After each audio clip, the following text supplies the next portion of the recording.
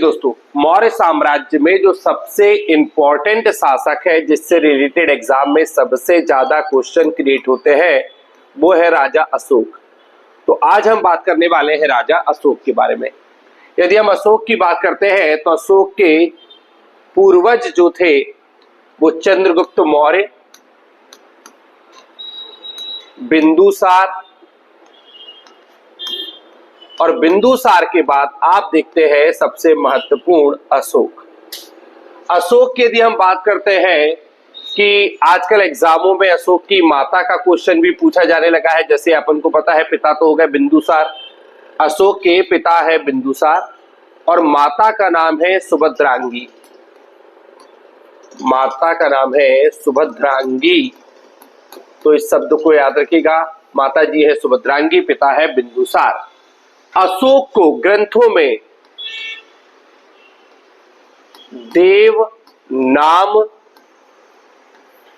पियदस्सी, अशोक को ग्रंथों में देव नाम पियदस्सी के नाम से भी बताया गया है। तो अशोक का एक नाम आपको और मिलेगा, देव नाम पियदस्सी। अशोक के पिता है बिंदुसार, माता है सुभद्रांगी। अब हम बात करते हैं कि इतिहास में अशोक ज्यादातर क्यों फेमस हुआ या किस लिए इसे जाना जाता है। तो आ से अशोक, आ से अभिलेख। भारत में सबसे ज्यादा अभिलेख जो प्राप्त होते हैं या हम बोले कि अभिलेख लिखने का एक जो कल्चर क्रिएट किया वो अशोक के समय चालू हुआ। तो अशोक के द्वारा लिखे गए हैं अभिलेख। अब जब हम अभिलेखों की बात करते हैं तो अभिलेख तीन प्रकार के होते हैं। एक होता है शिलालेख। शिलालेख का मतलब कहलाता है किसी भी चट्टान पर कुछ स्कल्पचर लिख दिया गया, किसी भी चट्टान पे कुछ लिख दिया गया तो इसे कहा जाता है शिलालेख। उसके बाद होता है गुहालेख। गुहालेख से तात्पर्य कहलाता है कि किसी गुफा वगैरह में जो अंदर कुछ जानकारी बनी है, चित्र वगैरह बना है, वो कहलाता है गुहालेख। और उसके बाद होता है स्तंभ लेख। उसके बाद है स्तंभ लेख। स्तंभ लेख का मतलब कहलाता है किसी पिलर में, किसी बड़े पत्थर पर कुछ लिख दिया गया है तो जिसे कहा जाता है स्तंभ लेख। सब चीजों के कुछ कुछ एग्जाम्पल है, हम उस पर भी बात कर लेते हैं।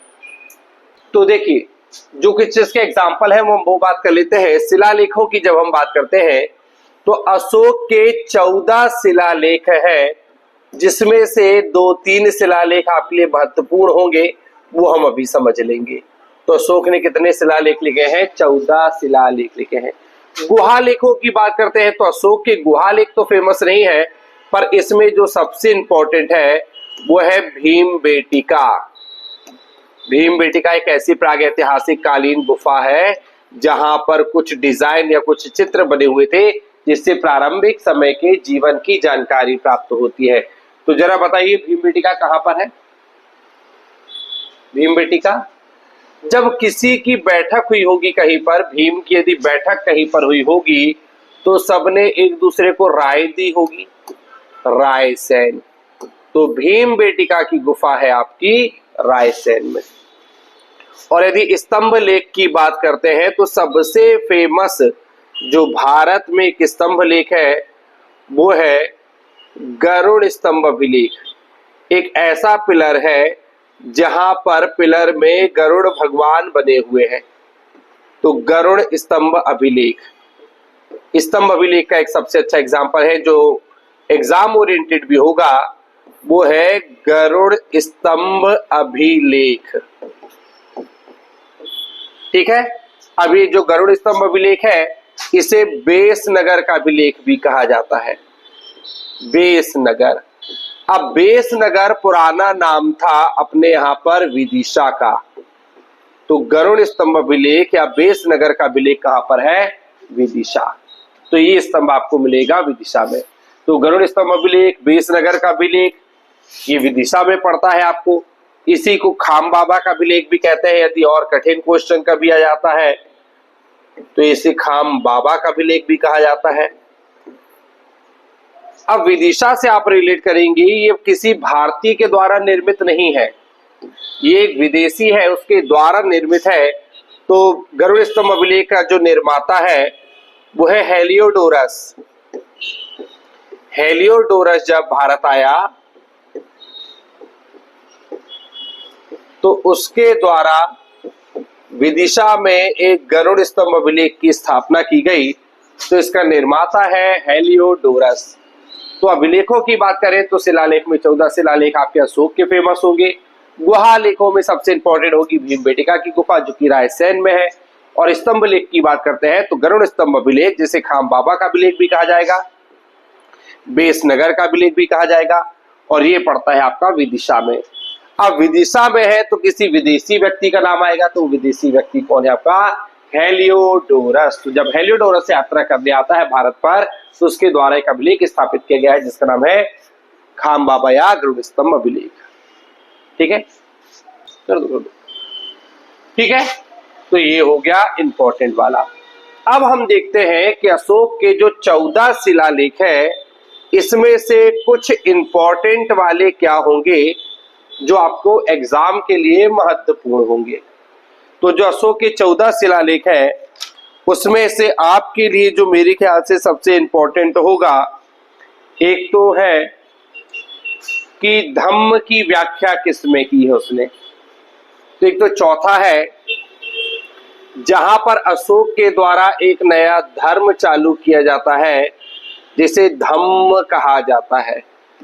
तो धम्म की घोषणा किस अभिलेख के द्वारा की गई है या किस शिलालेख के द्वारा की गई है? तो वह है चौथा शिलालेख। जब आप धम्म का साउंड क्रिएट करेंगे या एक आप नई चीज की घोषणा करते हैं तो वो आप कहाँ करते हैं? चारों तरफ। ठीक है, तो धम्म की घोषणा का शिलालेख कौन सा है? वो चौथा नंबर का।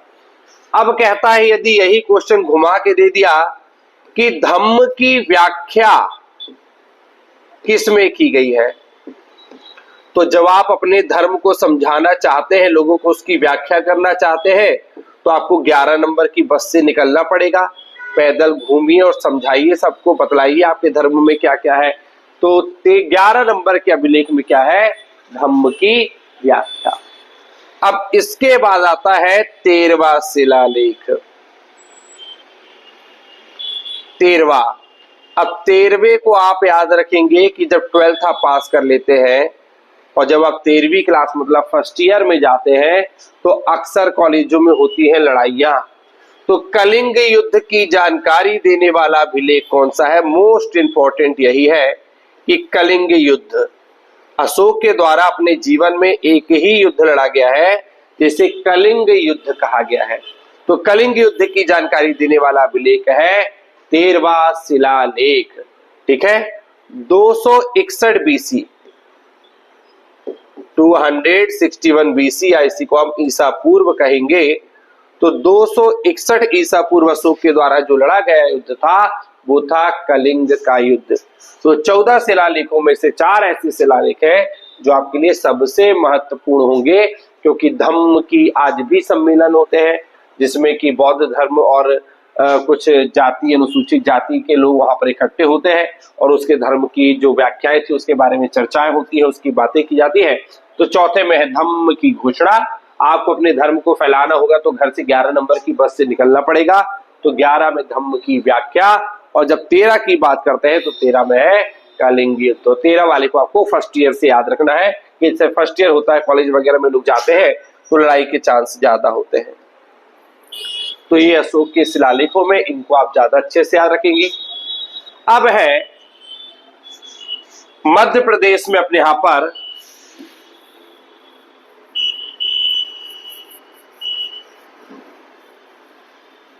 विदिशा वाला तो आपको याद ही रहेगा। खाम बाबा का अभिलेख जो विदिशा वाला है वो आप याद ही रखेंगे। एक याद रखिएगा गुर्जरा का अभिलेख, एक अभिलेख है गुर्जरा का अभिलेख, ये है दतिया में। इसका राइटर कौन है वो जरूरी नहीं है आपके लिए, आप बस इतना याद रखें कि गुर्जरा का अभिलेख कहां पर है। तो गुजरी हुई बातों पर आपको दांत नहीं दिखाना चाहिए, गुजरी हुई बातों पर आपको दांत नहीं दिखाना चाहिए। तो गुर्जरा का अभिलेख जो है वो है दतिया। ठीक है, उसके बाद आपने एक अभी देखा गरुड़ स्तंभ अभिलेख की हम यदि बात करते हैं, और इसी को हमने अभी बोला था कि इसी को विदिशा बेस नगर का अभिलेख कहा जाता है। तो पूरे अपने यहाँ का बेस बना के गए थे ब्रिटिशर्स लोग, बहुत कुछ डेवलपमेंट हुआ उनके शासनकाल में, ट्रेन आई, ठीक है, इस तरीके से। तो बेस अपना तैयार किया विदिशा वालों ने। तो गरुड़ स्तंभ अभिलेख है आपका बेस नगर विदिशा का। इसके बाद बात करते हैं, तो एक दो चीजें आप और याद रख सकते हो, जैसे एक है उदयगिरी। उदयगिरी का अभिलेख कहां पर है? तो उदयगिरी को याद रखिएगा। ऐसा ही उदय, भारत का उदय जो हुआ था किस काल में हुआ था? विदेशों के काल में हुआ था, जब ब्रिटिशर्स आए थे भारत में या विदेशी लोग आए थे। तो उदयगिरी की कैप से उदयगिरी का अभिलेख भी कहां पर है? विदिशा में। तो गरुड़ स्तंभ अभिलेख, बेसनगर का अभिलेख, खामबाबा का अभिलेख या उदयगिरी अभिलेख, ये है आपके विदिशा के।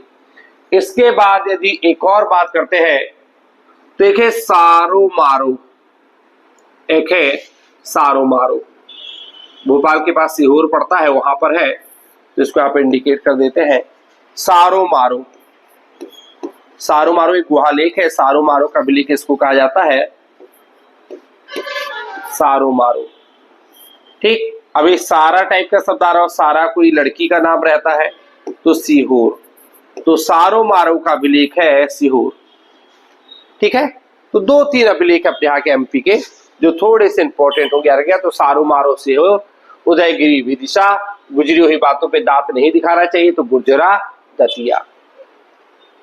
बाकी ये वाला भीमबेटका कैप्स बहुत इंपॉर्टेंट, रायसेन वाली, इसको याद रखिएगा। वाकड़कर साहब ने इसकी खोज की थी। भीमबेटका कैप्स जो है इसकी खोज करने वाले व्यक्ति है वाकड़कर। वाकड़कर ना, वाकड़कर साहब का रखिएगा। बाण, जब भीम लोग लड़ाई वगैरह करते थे तो उस समय बड़े बड़े वेपन्स नहीं होते थे, वो बाण वगैरह का इस्तेमाल करते थे। तो वाकड़कर साहब का यहाँ पर आप इस्तेमाल करेंगे, नाम को याद रखेंगे। चलिए आगे चलते हैं। अब अशोक की वाइफ के बारे में आपको पता है अब हमने बात कर लिया कि अशोक के पिताजी थे बिंदुसार, माता थी सुभद्रांगी, पत्नी थी श्री देवी या देवी, जो कि विदिशा के एक व्यापारी की पुत्री थी। उसके बाद उसकी एक और वाइफ थी कारुबाकी, जिसके साथ उसने गंधर्व विवाह करके रखा था। अब इसके संतानों पर बात कर लेते हैं। अब इसके हम पुत्र और पुत्रियों पर बात कर ले। तो अशोक के पुत्र और पुत्री हैं महेंद्र और संघमित्रा। अशोक के बेटे का नाम है महेंद्र और बेटी का नाम है संघमित्रा। ये दोनों ज्यादा क्यों चर्चा में है या एग्जाम ओरिएंटेड ये क्या है? तो महेंद्र और संघमित्रा को, इसको अपन अभी कहा था धर्म की व्याख्या करवाता था ये, तो बौद्ध धर्म के प्रचार प्रसार के लिए, या आप इसको धम्म भी बोल सकते हैं, कोई दिक्कत नहीं है, धम्म के प्रचार प्रसार के लिए इसने इन्हें दक्षिण भारत भेजा था। तो दक्षिण भारत में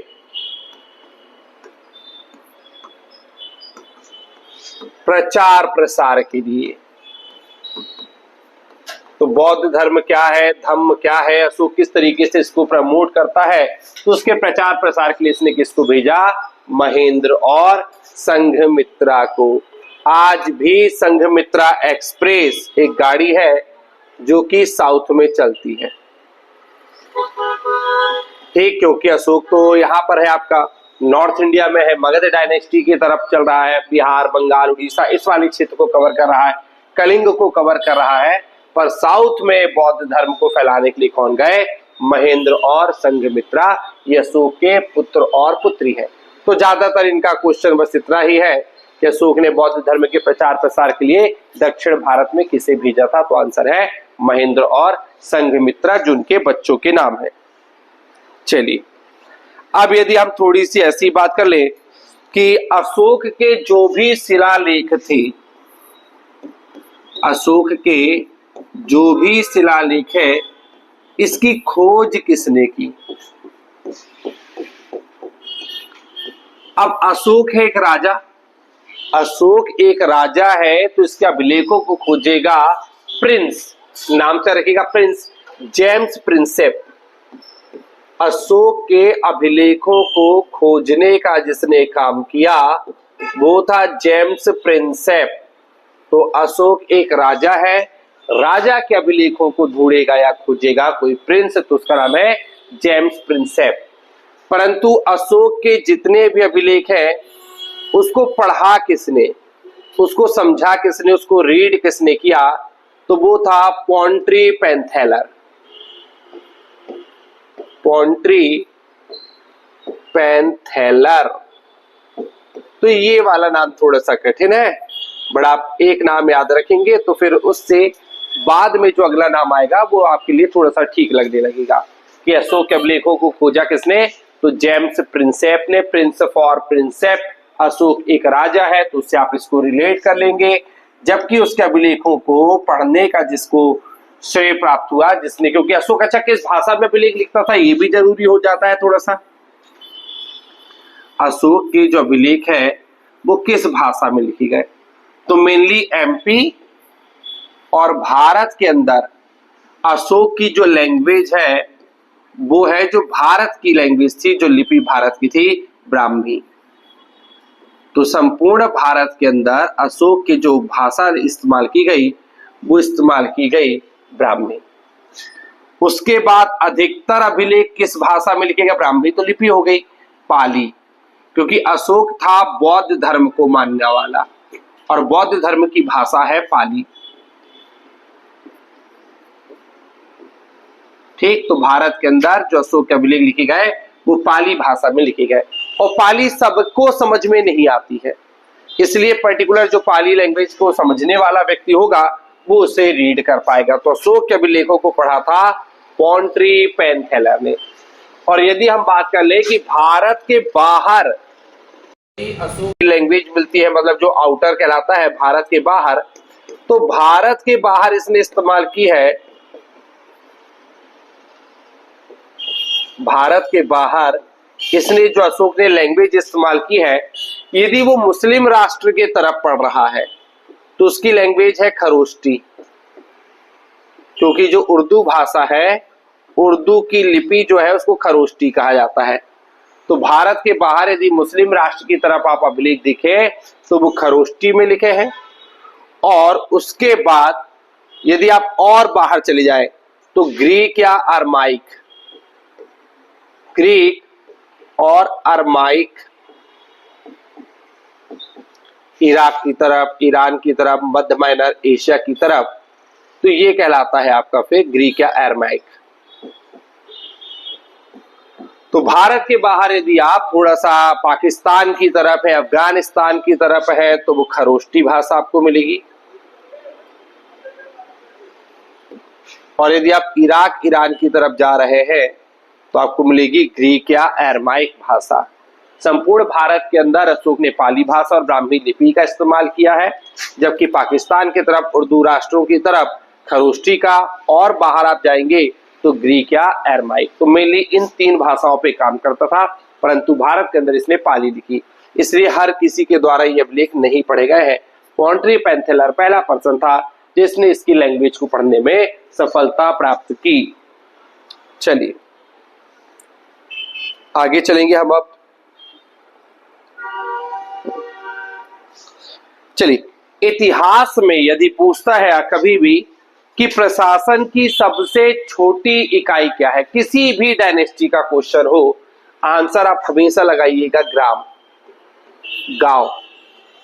कहीं का भी क्वेश्चन आ जाए, किसी भी जगह का क्वेश्चन आ जाए कि प्रशासन की सबसे छोटी इकाई क्या है, सबसे छोटा एडमिनिस्ट्रेशन सिस्टम क्या होता है, तो आंसर है ग्राम। आज की डेट में भी ग्राम होता है। ग्राम पंचायत से नीचे कुछ नहीं होता, ग्राम सभा से निचला कुछ नहीं होता है, जो भी है सब इसके ऊपर ही आता है। तो एग्जाम ओरिएंटेड कभी भी क्वेश्चन हो कि इतिहास में प्रशासन की सबसे छोटी इकाई किसे कहा गया है, तो आंसर बनेगा आपका ग्राम। अब यहां पर मौर्य काल में कुछ चीजों के नाम दिए गए हैं, वो अपन देख लेते हैं कि किसको क्या कहा गया था। ये हो गया। चलिए अब कुछ चीजों की बात करते हैं। जैसे एक है अदैव मात्रक, अदैव मात्रक। एक है सीता भूमि,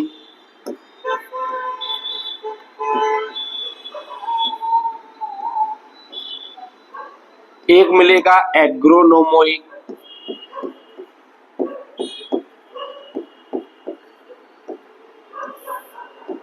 एक है एंटीनोमोई,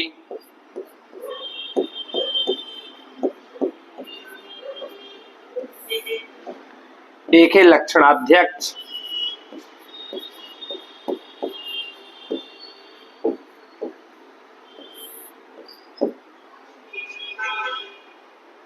एक मिलेगा महामात्य सर्प,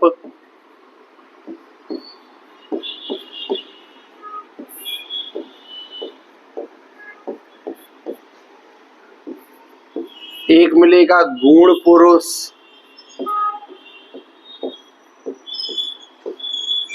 एक मिलेगा दंड पाशिक,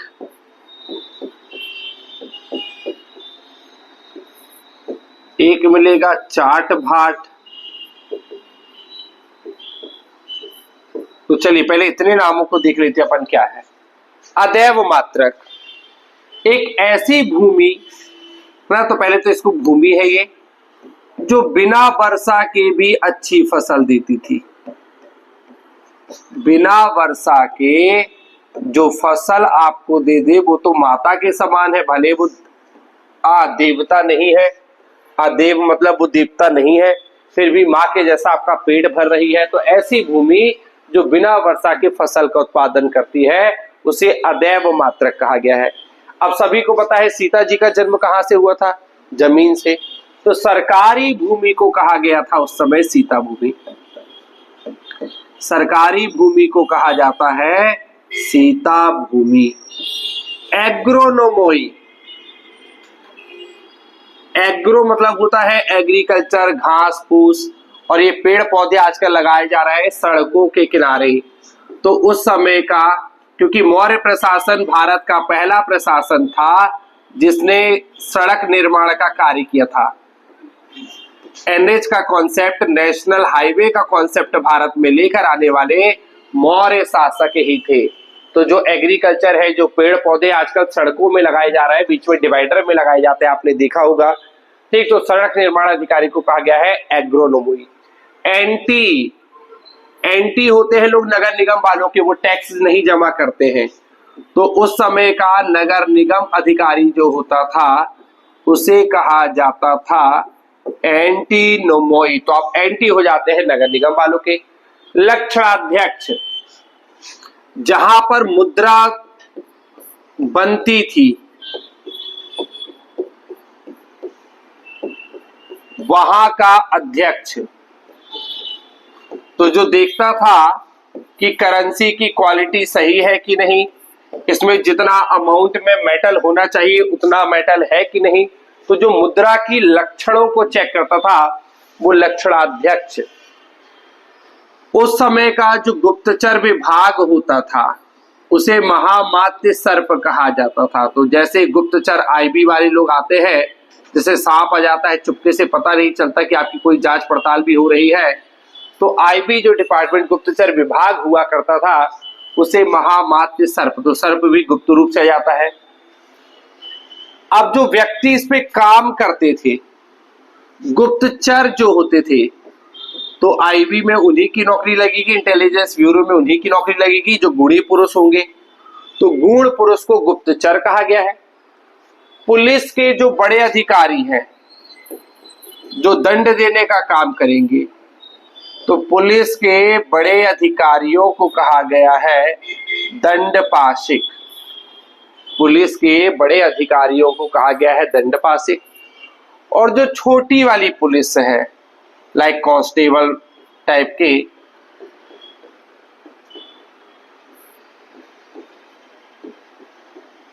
उन्हें चाट भाट कहा गया है। ठीक है। तो छोटे पुलिसकर्मियों को चाट भाट कहा गया है, बड़े अधिकारियों को दंडपाशी कहा गया है, जो गुप्तचर विभाग में काम करते हैं उन्हें गुण पुरुष, जो गुप्तचर विभाग होता है उसे महामात्य सर्प, जहां पे करेंसी बनती है उसे लक्षणाध्यक्ष, जो नगर निगम अधिकारी है वो है एंटीनोमोई, जो सड़क निर्माण अधिकारी है वो है एग्रोनोमोई, सरकारी भूमि है सीता भूमि, और जो बिना वर्षा के भी अन्न का उत्पादन कर सकती है वो है अदैव मात्रक। ठीक है।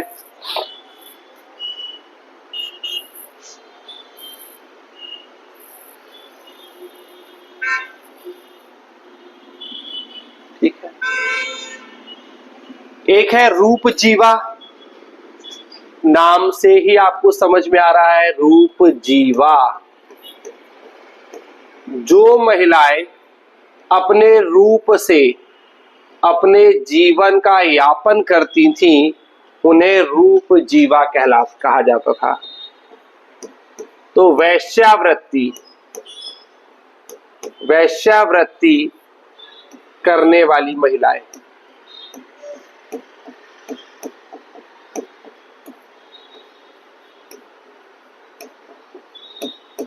वैश्यावृत्ति करने वाली जो महिलाएं होती हैं उन्हें रूप जीवा कहा जाता था।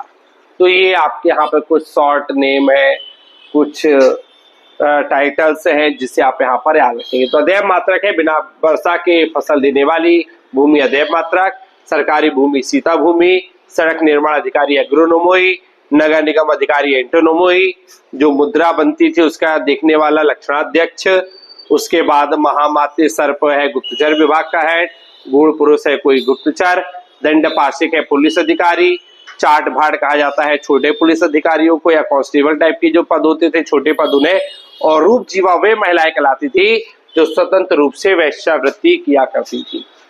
अब हमें पता है कि मौर्य डायनेस्टी जब भारत में आती है तो उसके पहले भारत में रहता है नंद वंश। अब नंद वंश को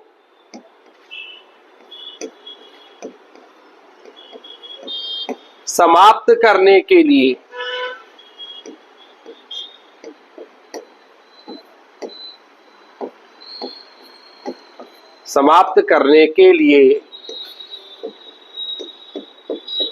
चंद्रगुप्त मौर्य सीजीएम अपन ने लिखा है, चंद्रगुप्त मौर्य ने कश्मीर के राजा प्रवर्तक की सहायता ली थी। कश्मीर के राजा प्रवर्तक की सहायता ली थी। अब ये भी आपको समझ में आ जाएगा।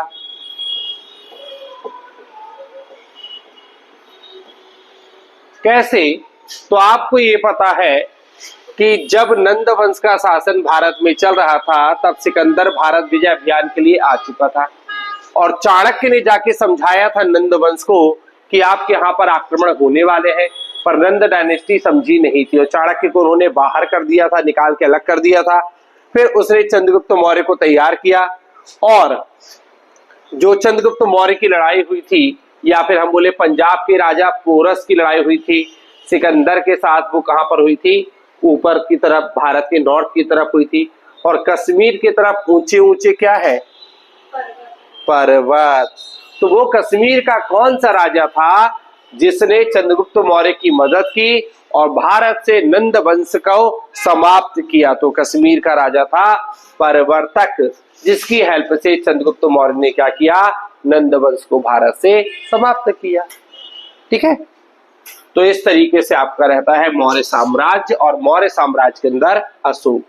तो मेनली अशोक के शिलालेख, उसकी लैंग्वेज जेम्स प्रिंसेप के द्वारा उसके अभिलेखों को खोजा गया, परंतु पोंटेरी पैंथलर के द्वारा उसके अभिलेखों को पढ़ा गया। इसके पापा बिंदुसार, माता सुभद्रांगी, पत्नी देवी और कारुवाकी। ठीक है। इसके 14 शिलालेख में से चौथा धम्म की घोषणा, 11 धम्म की व्याख्या, 13 में आपका कलिंग युद्ध की जानकारी। अपने यहाँ पर मास्की का अभिलेख, गुर्जरा का अभिलेख, उदयगिरी का अभिलेख, ये सारोमारो की गुफाएं, ये कुछ इंपॉर्टेंट फैक्ट है जो आपको यहाँ पे याद रखना है। इनके यहाँ की मौर्य डायनेस्टी की कुछ ये शब्दावली है जो इंपॉर्टेंट है। यहाँ पर हो सकता है ये आपके लिए इतना इस तरीके से ना आए, फिर भी पाश्चात्य इतिहास का, प्राचीन इतिहास का सबसे अच्छा यदि नगर निगम म्युनिसिपल कॉर्पोरेशन की शुरुआत यदि है तो मौर्य प्रशासन उसका एग्जाम्पल है। भारत में सबसे पहले नेशनल हाईवे, राष्ट्रीय राजमार्ग का कॉन्सेप्ट लेकर आने वाला वो मौर्य प्रशासन का एग्जाम्पल है। ठीक है, तो ये दोनों बहुत इंपॉर्टेंट हो जाएंगी, बाकी चीजें चलेंगी, पर ये दोनों सबसे इंपॉर्टेंट है। एग्रोनोमी एंटोनोमी करके बहुत बड़े लेवल के जब एग्जाम होते हैं तब उसमें क्वेश्चन आता है, यदि नाम देके देगा, पर ये बिल्कुल पूछ सकता है कि भारत में सड़क निर्माण की शुरुआत किस प्रशासन के द्वारा की गई, भारत का पहला जो नगर निगम था या म्युनिसिपल कॉर्पोरेशन है वो क्या कहलाते थे, तो मौर्य प्रशासन के अंतर्गत उन्हें एंटीनोमोई कहा जाता था। बाकी सारे शब्द तो आपके रिलेट करते हैं। नंद वंश का जो अंत हुआ है वो कश्मीर के राजा प्रवर्तक की सहायता से हुआ है, और कश्मीर के राजा प्रवर्तक की सहायता से भारत में नंद वंश को समाप्त किसने किया, चंद्रगुप्त मौर्य ने किया। ठीक, तो ये रहेगा आपका मौर्य डायनेस्टी, और इसमें अशोक सबसे महत्वपूर्ण टॉपिक। चलिए, मौर्य के बाद जब हम आगे बढ़ते हैं तो हम देखेंगे अब ब्राह्मण साम्राज्य। अब ब्राह्मण साम्राज्य कौन कौन से थे, तो ब्राह्मण साम्राज्य इसका कोड है सक्सेस। ब्राह्मण साम्राज्य का कोड है सक्सेस। सबसे पहले आपको मिलेगा सुंग, बहुत छोटे छोटे से वंश है तो ज्यादा समय नहीं लेते ये, कर्णव, और फिर इन दोनों से आप एक ले सकते हैं सातवाहन। सातवाहन, तो ब्राह्मण साम्राज्य के अंदर आपको मिलेगा सुंग, कर्णव और सातवाहन। सबसे पहले यदि हम बात कर लेते हैं तो चलिए हम सुंग डायनेस्टी की यदि बात करते हैं, हम सबसे पहले बात करते हैं सुंग वंश की। सुंग वंश का कोई कोड नहीं रहेगा, इनके राजाओं के साथ आपको एक शब्द लगा हुआ मिलेगा जिसका नाम रहेगा सुंग, तो उसी से आपको याद रखना पड़ेगा। चलिए सबसे पहले बात करते हैं राजधानी की और संस्थापक की, दो आपको हर चीज के याद रखने हैं। संस्थापक की बात करते हैं तो इसका सुंग वंश का संस्थापक है पुष्यमित्र सुंग। पुष्यमित्र सुंग। अब जो पुष्प होता है उसे आप सूंघते हैं, जो पुष्प होता है उसे आप सूंघते हैं, तो सुंग वंश का फाउंडर कौन है, पुष्यमित्र सुंग। और जितने भी आप बायोलॉजी में फ्लावर्स के नाम पढ़ते हैं आप उनका साइंटिफिक नेम पढ़ते हैं, मतलब विदेशी नाम पढ़ते हैं, तो सुंग वंश की कैपिटल थी विदिशा। सुंग वंश की राजधानी है विदिशा और संस्थापक है पुष्यमित्र सुंग। कर्णव वंश की यदि हम बात करते हैं तो कर्णव वंश में हम यदि देखते हैं कि कणकण में वासुदेव का वास होता है, तो कर्णव वंश का संस्थापक है वासुदेव। कर्णव वंश का संस्थापक जो आपको मिलेगा वो मिलेगा वासुदेव। इनकी कैपिटल की आवश्यकता नहीं है आपको, तो कणकण में वासुदेव का वास होगा तो कर्णव वंश का संस्थापक मिलेगा वासुदेव। सातवाहनों की बात करते हैं। सातवाहन की यदि हम संस्थापक की बात करते हैं तो सात से सातवाहन, सात से संस्थापक, सात से सुशर्मा। तो सातवाहन वंश का जो फाउंडर है वो है सुशर्मा। ठीक है, सुशर्मा। अब हुआ यहां पर क्या कि सुशर्मा कर्णव वंश का अंतिम भी था, तो यहां पर एक व्यक्ति आया सिमुख। सा से सुशर्मा, सा से सिमुख, तो सुशर्मा और सिमुख का युद्ध हुआ जिसमें सुशर्मा हारा गया और सिमुख जीत गया, तो फिर संस्थापक के रूप में किसका नाम आएगा आपका, सिमुख का। इसे आप कर लीजिएगा अंतिम शासक है ये कर्णव का, अंतिम शासक कर्णव का। तो जो कर्णव वंश का अंतिम शासक था उसकी हत्या करके सिमुख बना सातवाहन का संस्थापक। अब यदि हम इसकी कैपिटल की बात करते हैं, राजधानी की बात करते हैं, तो जिसके घर में 7 वाहन होंगे उसकी प्रतिष्ठा भी होगी। प्रतिष्ठान, 7 वाहन वंश की जो कैपिटल बनती है वो बनती है प्रतिष्ठान, और प्रतिष्ठान पड़ता है महाराष्ट्र में।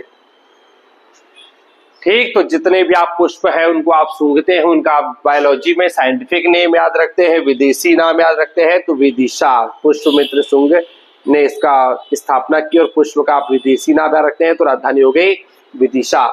कण में वासुदेव का वास होता है, तो संस्थापक हो गया वासुदेव, और इसका आप यदि कोड कर ले वास, तो वा से वासुदेव, सा से सुशर्मा, तो सुशर्मा अंतिम शासक बना कौरव वंश का। इसका युद्ध हुआ सिमुक के साथ, सिमुक जीत गया और कौरव वंश समाप्त होकर किस वंश की स्थापना हो गई? सातवाहन वंश की स्थापना हो गई। आपके घर में यदि 7 वाहन होंगे तो आपकी बहुत ज्यादा प्रतिष्ठा भी होगी, तो इसकी राजधानी है प्रतिष्ठान। अब शुंग में यदि सबसे इंपॉर्टेंट यदि आपको कुछ याद रखना है तो आप याद रखेंगे अग्निमित्र शुंग को। अग्निमित्र शुंग एक यहाँ का काफी फेमस शासक हुआ है शुंग राजाओं में, जिसके लिए कालिदास के द्वारा एक किताब भी लिखी गई है। कालिदास जी की बुक है मालविकाग्निमित्रम। मालविका और अग्निमित्र की जो प्रेम कहानी है उसके ऊपर एक लिटरेचर लिखा गया है, और वो लिटरेचर लिखा है कालिदास जी ने। तो कालिदास जी की बुक है मालविका अग्निमित्रम, जो अग्निमित्र शुंग के ऊपर या उसको वर्णित करती हुई पुस्तक आपको देखने को मिलेगी।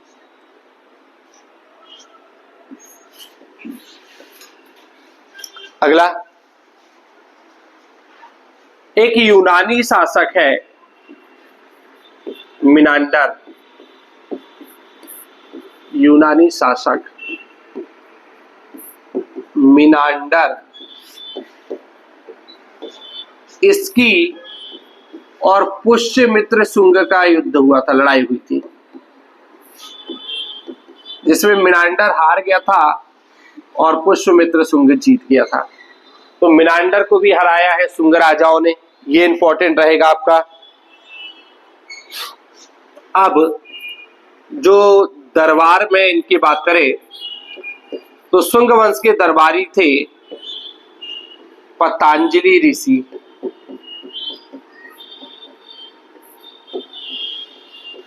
पतंजलि ऋषि, अब पतंजलि ऋषि वो है जिन्होंने अश्वमेध यज्ञ करवाया था।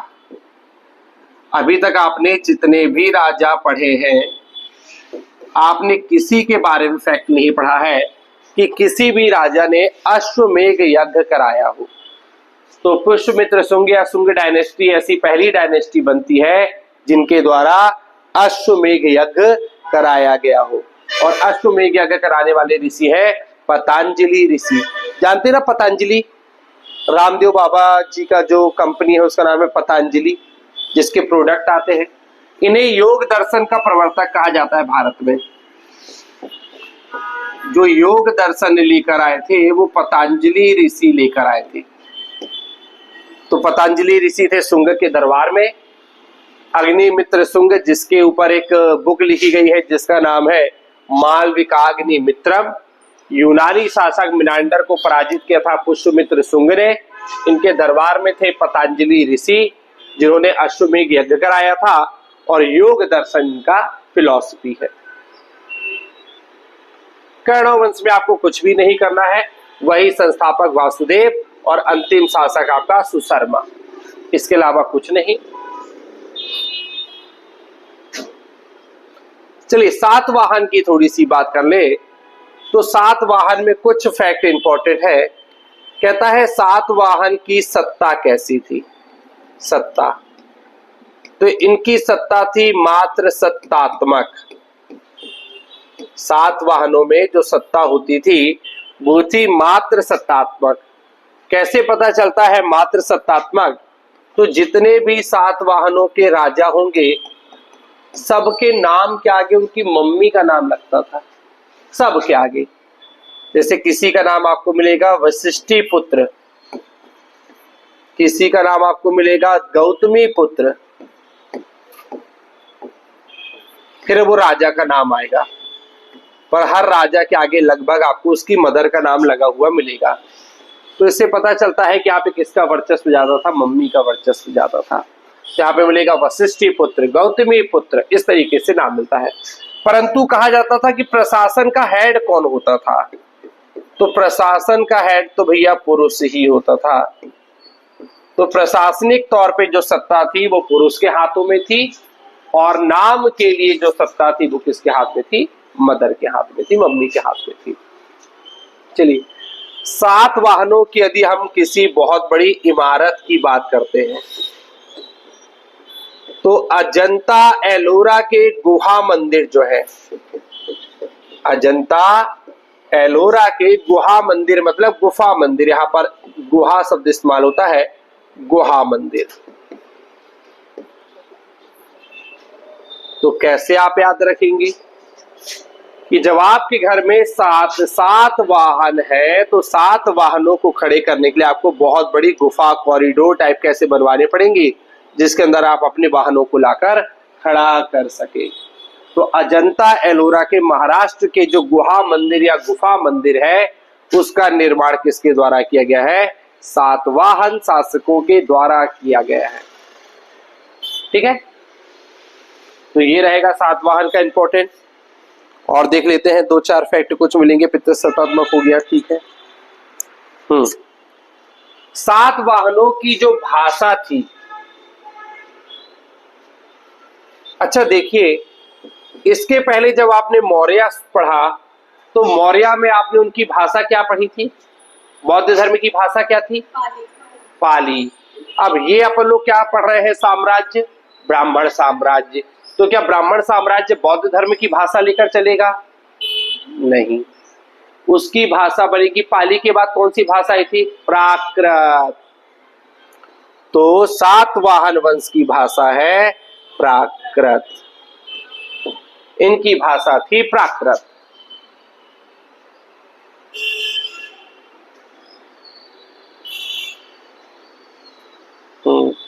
एक अच्छा क्वेश्चन है यहां पर, करेंसी सिक्के, भारत में सबसे ज्यादा धातु के सिक्के 7 वाहनों के द्वारा जारी किए गए हैं।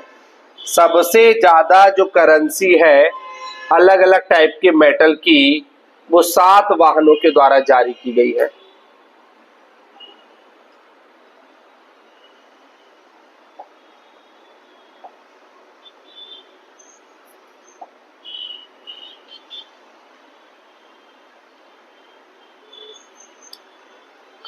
चलिए देखिएगा कौन कौन से प्रकार के सिक्के थे इनके। तो इनके सिक्के हैं पोटास,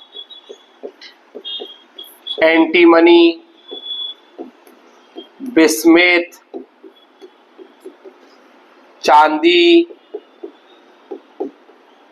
सोना, जितने भी मैक्सिमम तांबा, जितना भी मेटल हो सकता है, भारत में सबसे ज्यादा मेटेलिक करेंसी या सबसे ज्यादा धातु वाले सिक्के जारी करने का श्रेय जाएगा सातवाहन।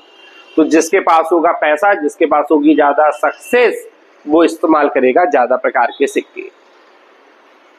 तो ये थोड़ा सा आपका रहेगा ब्राह्मण साम्राज्य। तो आपको पीएनएसटी के अकॉर्डिंग थोड़ा ही देखना है, बहुत ज्यादा डेप्थ में नहीं जाना है।